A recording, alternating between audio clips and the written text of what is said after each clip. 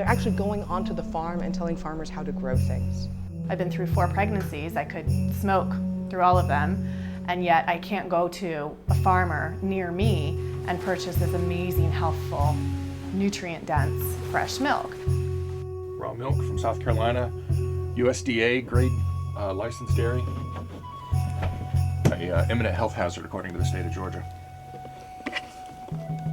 They even took the sheep that I had brought over from New Zealand, and they took them out to Iowa and they killed them for a disease that doesn't exist to this day. What I saw from at the top of the stairs was a man right here around the corner with his arm like this and a gun pointing up at me. They came with the director of milk control, the assistant director, and our inspector, and they all came and pretended they were just going to do an inspection, and then they did a seizure. They terrorized the children, took the farmer away in handcuffs. And it was a SWAT-type team raid, which included the FBI, the FDA, the CDFA, and the health department, along with half a dozen sheriffs. We were just recently raided again for the 3rd time, 6:30 in the morning, knock on the door, and my kids again ousted from their beds. Every time there is a major shakeup in the food system, local food takes a hit.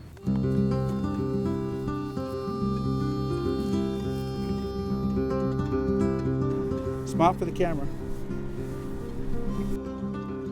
If you look at the statistics between 1970 and now, the U.S. has lost 88% of its dairy farms.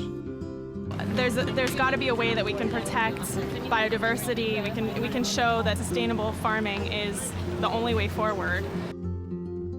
It is alarming these days to hear more and more about what's happening with farmers and certain restrictions, and they're running into trouble with the government when the people who are producing sort of the most unnatural processed foods are just running along producing all that stuff. The only option consumers will be left with is the grocery store chains buying from these huge processing plants. There aren't a lot of advocates right now for sustainable farming and organic farmers within our government. And I'm hoping that the public pressure and the support of local foods is starting to push change.